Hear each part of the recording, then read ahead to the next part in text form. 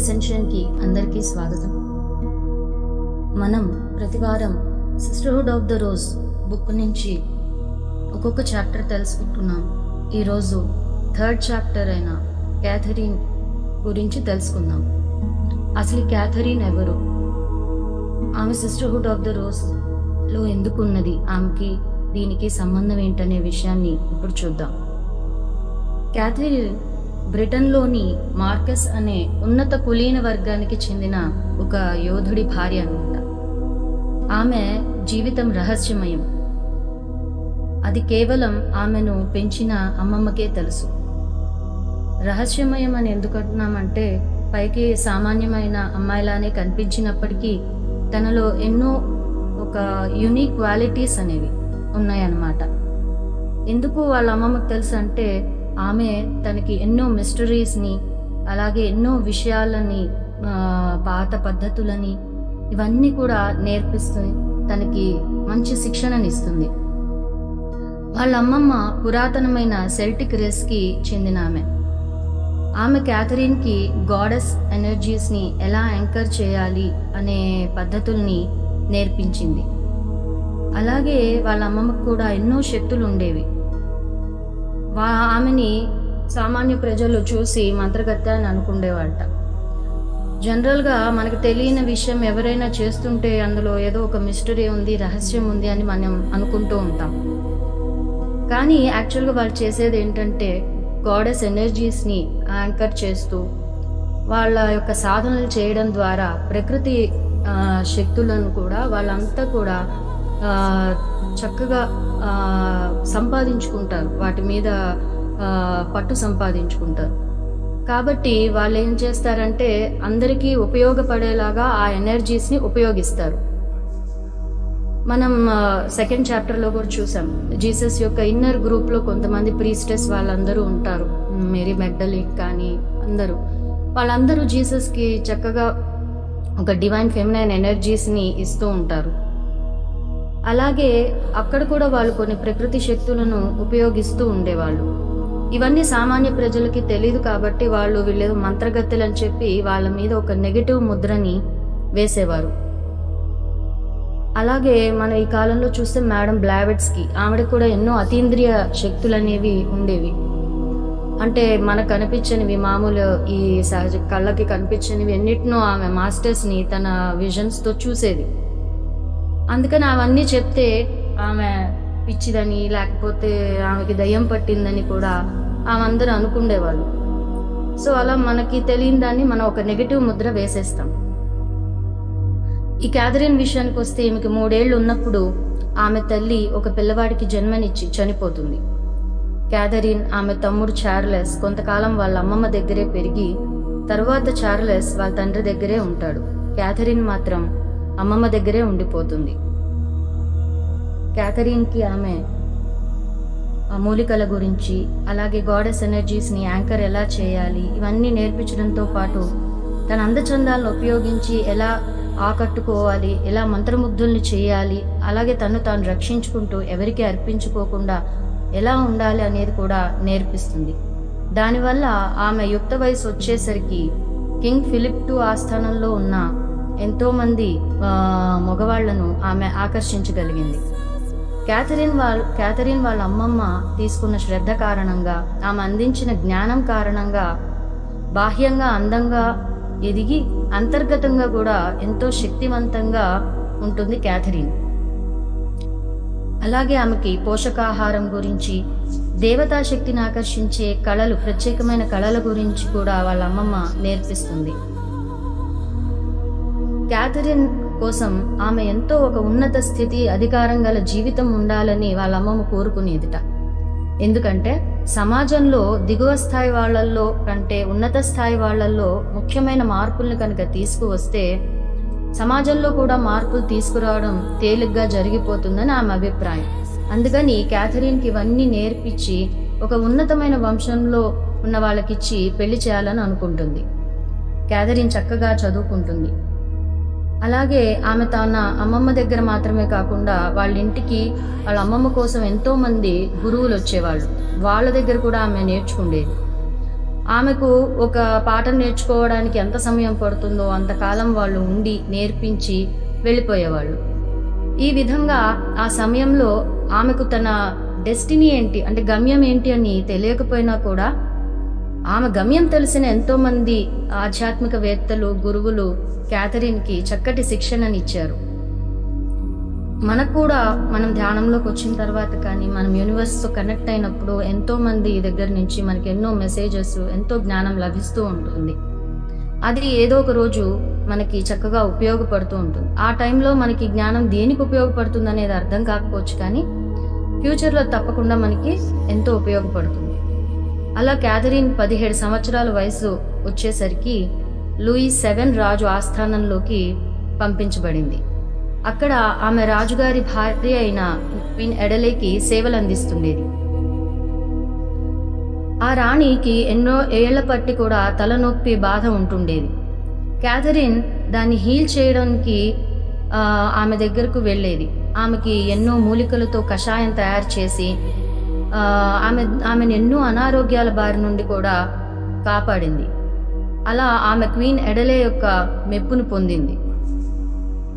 ఆమె యొక్క అనారోగ్యకర జీవన విధానాన్ని మార్చి మంచి పండ్లు, సలాడ్లను ఆహారంగా ఇస్తూ, ఆమె చేత వ్యాయామం చేయిస్తూ, హార్స్ రైడింగ్ చేయిస్తూ ఆమెను ఆరోగ్యవంతురాలు చేస్తుంది క్యాథరిన్. అలా పాలిపోయి రంగుతో ఉన్న రాణి ఆరోగ్యంగా, కాంతివంతంగా తయారవుతుంది. ఆ రాజు ఆస్థానంలో మిగతా ఉన్న మహిళలు ఎవరైతే ఉంటారో వాళ్ళందరికీ ఆమె పట్ల కొంత వ్యతిరేకత, అసూయ కొంతమందికి ఉంటుండేది. కానీ ఆమెను రాణి, అలాగే రాజు ఫిలిప్, ఆస్థానంలో ఉండే కొంతమంది మంత్రులు, వీరందరూ కూడా ఆమె అందానికి, ఆమె యొక్క తెలివితేటలకి, ఆకర్షణ శక్తికి, తేజస్సుకి ముగ్ధులయ్యేవాళ్ళు. ఆమె దగ్గరికి ఎంతోమంది హీలింగ్ కోసం వచ్చేవాళ్ళు. అలా క్యాథరిన్ మూలికలతో ఆహారం ద్వారా వైద్యం చేయడం మాత్రమే కాకుండా చేతులను ఉపయోగించి కూడా హీలింగ్ చేసే ప్రాచీన పద్ధతిని ఆమె నేర్చుకుంది. అంటే స్పర్శ ద్వారా హీలింగ్ని అందించేది. విశ్వశక్తిని తనలోకి గ్రహించి చేతుల ద్వారా రోగి శరీరంలోకి పంపించి హీల్ చేసే విధానం ఆమెకు తెలుసు.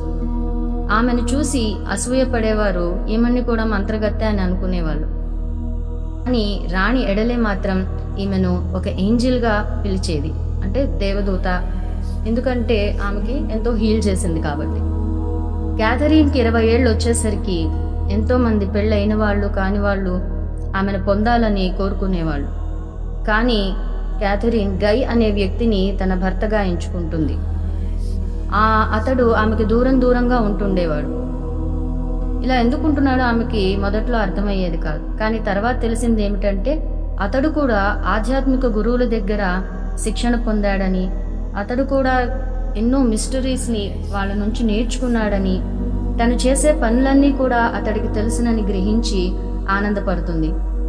క్యాథరిన్కి పెళ్లి చేయాలని నిర్ణయించి ఆ రాణి అందుకోసం ఒక పోటీని ఏర్పాటు చేస్తుంది. పెళ్లి కాని మగవాళ్ళు అందులో పాల్గొని వాళ్ళ నైపుణ్యాన్ని ప్రదర్శించి ఆ పోటీని గెలిచి క్యాథరిన్ని పెళ్లి చేసుకోవచ్చు. చాలా గొప్పగా ఆ పోటీని ఏర్పాటు చేస్తారు. డ్యాన్స్, మ్యూజిక్, ఆహారం ఇవన్నీ కూడా అక్కడ ఉంచి ఒక హాలిడే స్పాట్గా ఆ పోటీని చాలా గొప్పగా రాణి ఆర్గనైజ్ చేస్తుంది. క్యాథరిన్ మాత్రం దిగులు పడుతుంది. ఎందుకంటే గై ఎక్కడా ఏమీ పలకడం లేదు, అతడు రాలేదు.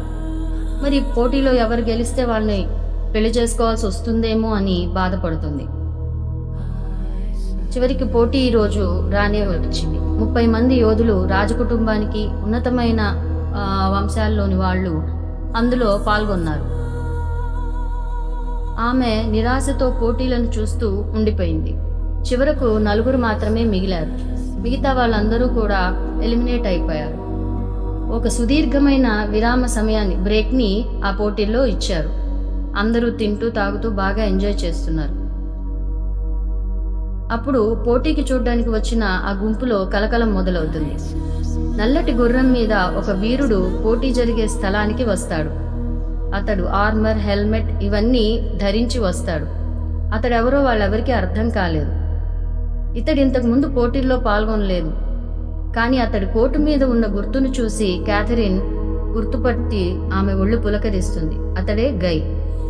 అతడు రాణికి అభివాదం చేసి పోటీలో పాల్గొనేందుకు అనుమతి అడుగుతాడు. రాణి అనుమతినిస్తుంది.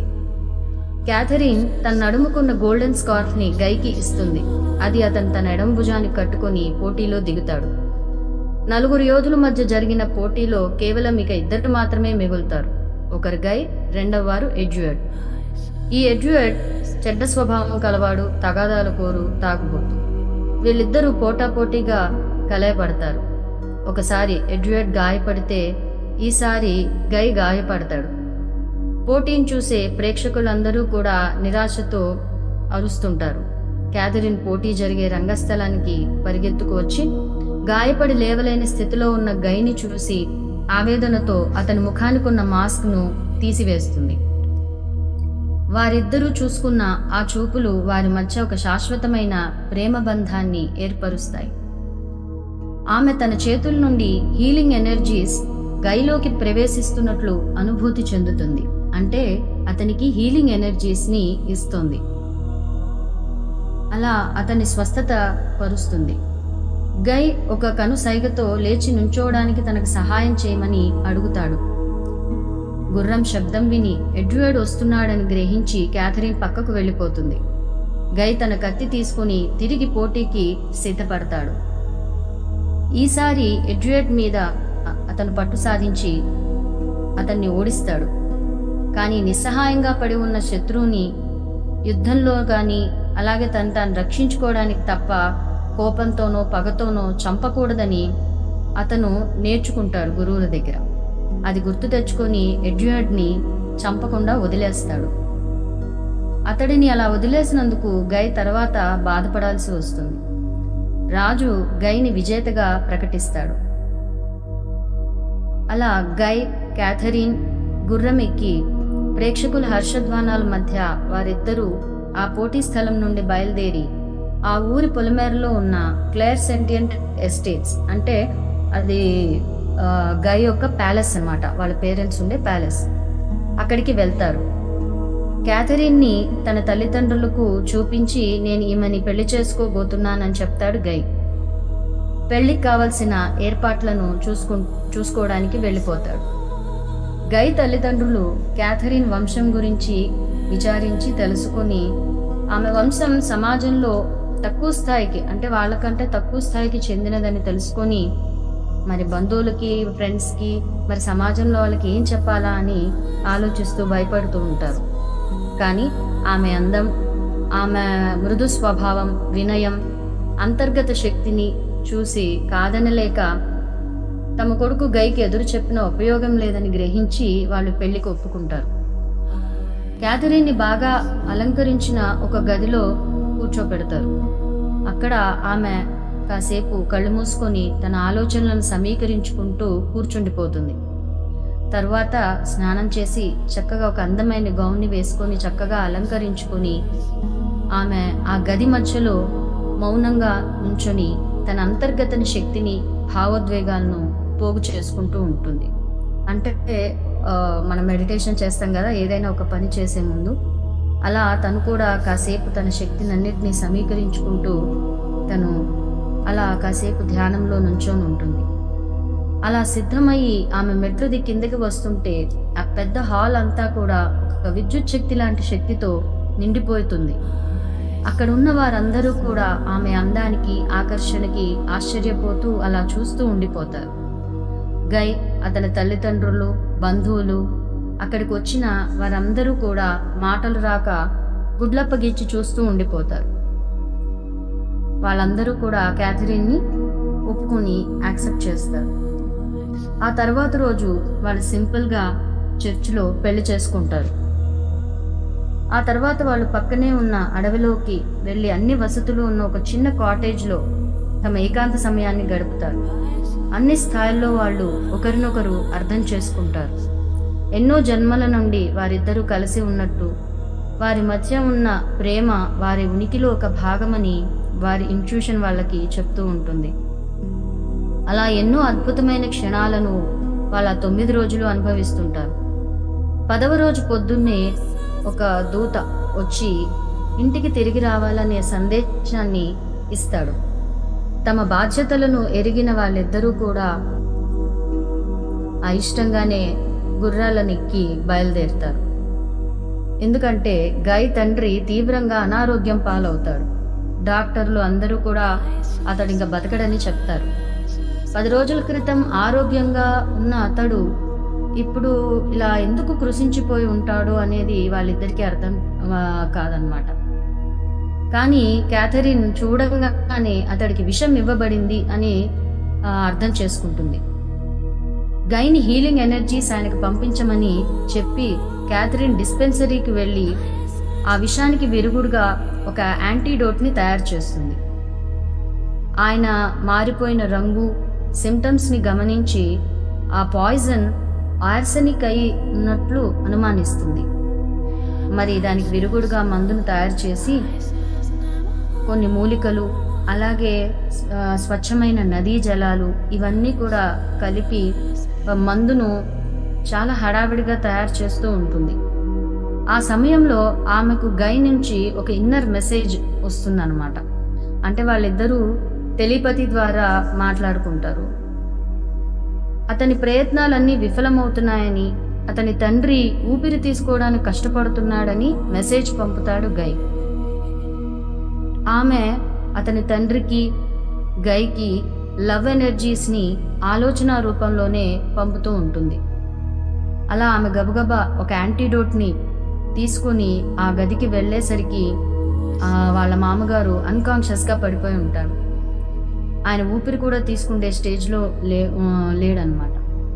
ఆ మందును ఆయన నోట్లో నాలుగు క్రింద కొన్ని చుక్కలు వేసి మౌనంగా గాడెస్ ఆఫ్ హీలింగ్ని ప్రార్థన చేస్తూ నుంచుండిపోయి ఉంటుంది.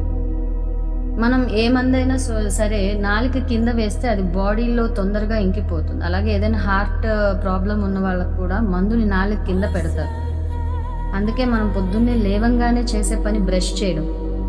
ఆ పేస్ట్ కనుక కెమికల్స్తో నిండి ఉంటే అది మన శరీరానికి చాలా అనారోగ్యం కలిగిస్తుంది. అందుకని మనం ఆ పేస్ట్ని కానీ ఏదైనా పళ్ళు తోముకోవడానికి ఉపయోగించేటప్పుడు కెమికల్స్ లేని వాటిని ఉపయోగించడం మంచిదని చెప్తారు.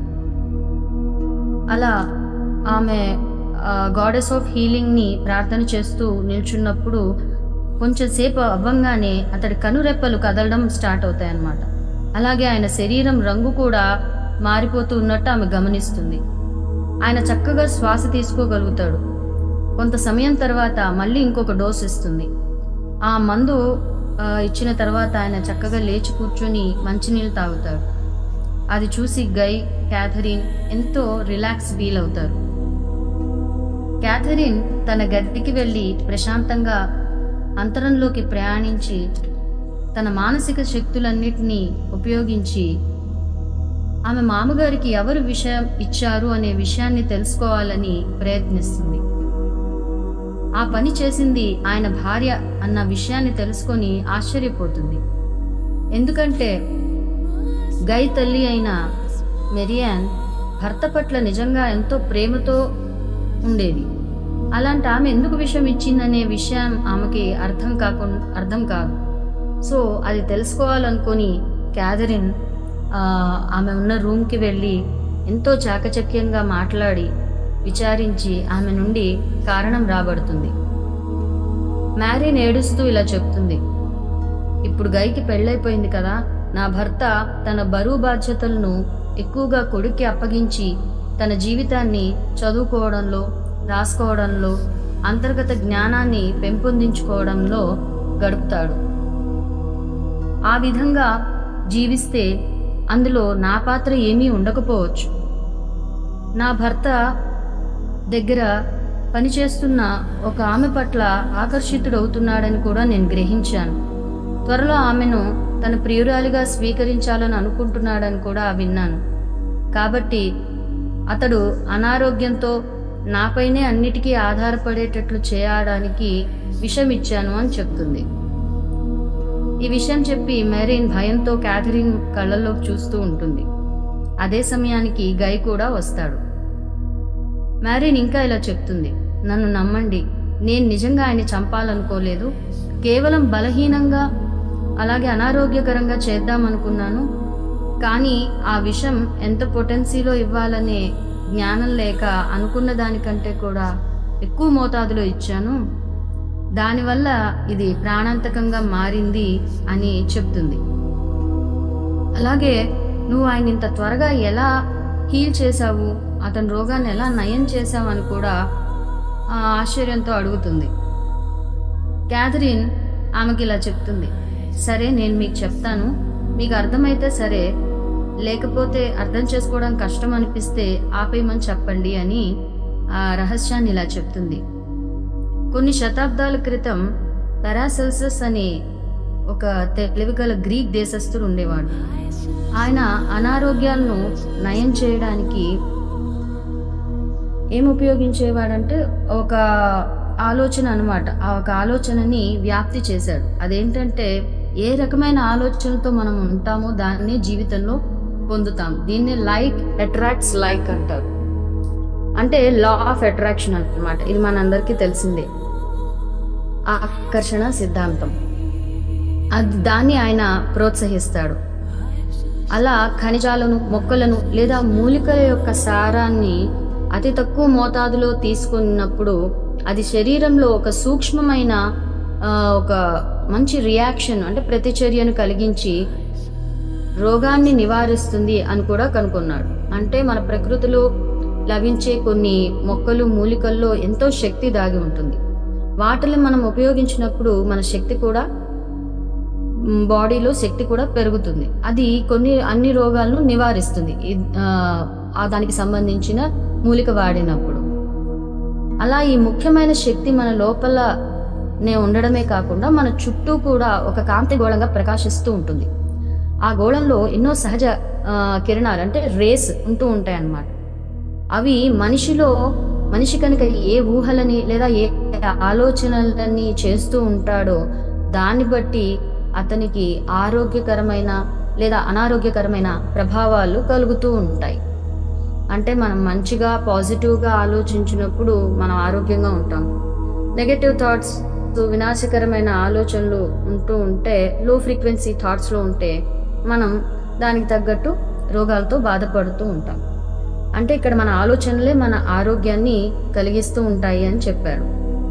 అలాగే ఆత్మ బాధపడితే శరీరం బాధపడుతుంది.